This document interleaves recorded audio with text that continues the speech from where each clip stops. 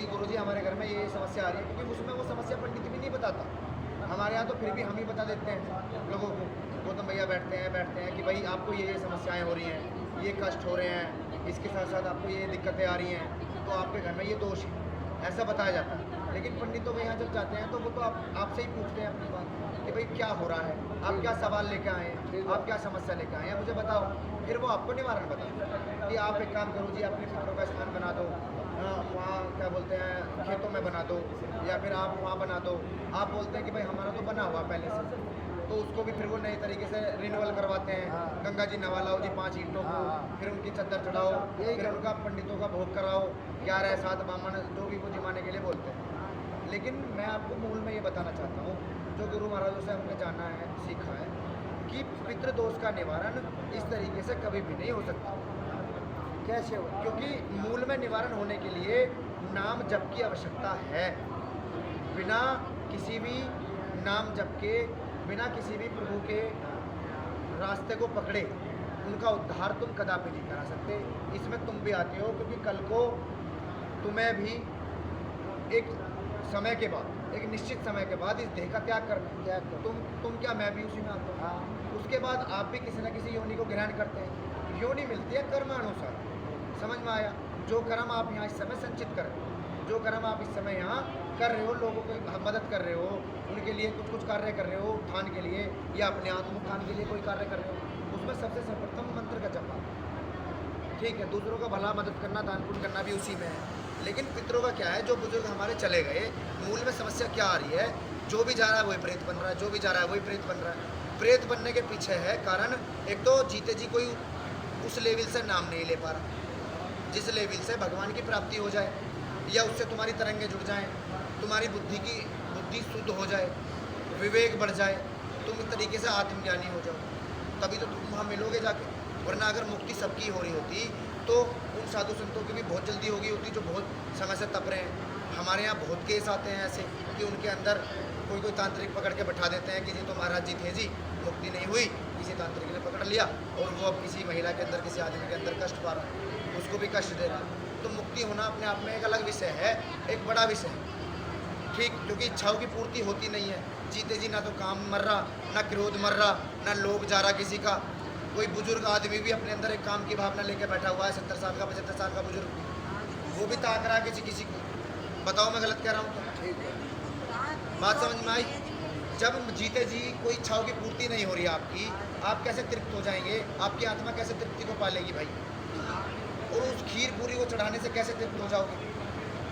मन की पूर्ति में बैठे तो कुछ और है, और फिर वही केस देखने को आपने बहुत सारे देखे हैं। अपने घर के परिवार के सदस्यों पर आ जाती हैं वो आत्माएं, बहुओं पे, बेटियों पे, पुरुषों पे, फिर उन्हें काट काट खाती हैं, गलत काम करती हैं, क्योंकि वो प्रेत योनि में चले जाते हैं। बताओ ऐसा है कि नहीं? प्रेत योनि एक अलग योनि है, पितरों की योनि एक अलग योनि है। उन्हें अपनी शुद्ध बुद्धि का ज्ञान ही नहीं रह पाता, क्योंकि मूल में उनमें वही काम भरा है, वही क्रोध भरा है। जिसके सिर पे बैठ गए उसकी नाड़ियों को पकड़ लेंगे, उसकी नाड़ियों को पकड़ के उसके अंदर इतना क्रोध कि वो मरने मारने को उतर जाता है। आई समझ में? और उसी के साथ दूसरी कहानी, काम इतना भर देंगे फिर उसे सब एक जैसे ही दिखने लगते हैं। आदमी की बुद्धि को भ्रष्ट कर देती हैं ये चीज़ें। इसीलिए तो मुक्ति नहीं हो रही माता जी। उस नारियल से, उस कपड़े से कैसे मुक्ति हो जाएगी? नाम जब तो किया नहीं, इच्छाओं की पूर्ति तो हुई नहीं। उस नारियल ने, उस कपड़े ने कैसे इच्छाओं की पूर्ति कर दी? मुझे तुम्हें बता दो कैसे हुई? अभी आप सत्संग करने लगो, अभी आप भजन करने लगो, किसी का गुणगान करने लगो, उससे आपको आनंद मिलेगा, रस मिलेगा, भक्ति मिलेगी, आत्म शांति मिलेगी, आत्म उत्थान के लिए प्रेरणा मिलेगी कि अगली बार ज़्यादा समय के लिए बैठना है। बोलो ऐसा है कि नहीं? तो भक्ति करने से उत्थान होता है, खीर पूरी चढ़ाने से और नारियल चढ़ाने से उत्थान पितरों का नहीं कर सकते आप। एक भोग के रूप में अनुष्ठान किया जाता है, वो सदा सदा से परंपराएं चली आई हैं। वो भोग चढ़ाते हैं, उसका सम्मान है, मान है, वो तो मान करते हैं हम हर किसी का।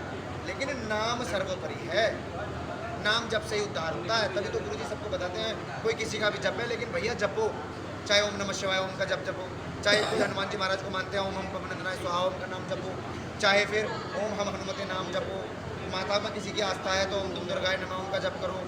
ऐसे इष्ट मान के किसी को भी उस देवता को पूजो जो जन्म से ही देवता है। इस तरीके से तो उद्धार होना बहुत मुश्किल बात होती है माता, इसलिए पितृदोष दिखाई देता है। अब किसी का काल मृत्यु हो गई, किसी अकाल मृत्यु हो गई, जब तक उसका ठीक तरीके से उद्धार नहीं कराया जाएगा, कैसे चली जाएगी उसकी आत्मा, बताओ मुझे। नहीं जा सकती भाई। जब तक तुम नाम जब जीते जी नहीं कर रहे हो, तो मरने के बाद तुम्हारी आत्मा में कैसे शांति, तुम कैसे ऊपर चले जाओगे। वही आत्माएं तो भजन करते करते ऊपर चली जाती हैं, जो मूल में उस ईश्वर सत्ता को जपरी होती हैं। उसमें गुरु जी कई एग्जाम्पल देते हैं, तुकाराम जी महाराज हैं, माता मीराबाई का देते हैं ऐसे उदाहरण। तो नाम जपना बहुत ज़्यादा जरूरी है, चाहे उसको किसी भी रूप में जपो। धाम में कोई भी लोग आते हैं, उनकी समस्याओं के साथ साथ उनके ये भी बात बताई जाती है, आप नाम जप करें। और ये किसी विशेष से नहीं जोड़ते हम उसको उस आदमी से उसको जपने के लिए बोलते हैं जिसमें उसकी आस्था है। चाहे हनुमान जी महाराज हैं, चाहे कोई माता का कोई भी रूप स्वरूप है, चाहे शंकर भगवान है, शनिदेव महाराज है, कोई भी है। तो माता आत्मा का उद्धार होता है नाम जप करने से, दूसरों की मदद करने से। जब करने का भी कोई टाइम विधि है क्या? जब करने की कोई टाइम विधि नहीं है, आप ओम नमः शिवाय ओम का जब चलते चलते भी कर सकते हो। आई बात समझ में। जिस तरीके से आग का कार्य जलाना है, जब का कार्य तुम्हें कहीं ना कहीं उन्नति की तरफ ले जाना है। अब एक बात और बताओ गुरु, जैसे हमारा पितृदोष होता है, अब हम करते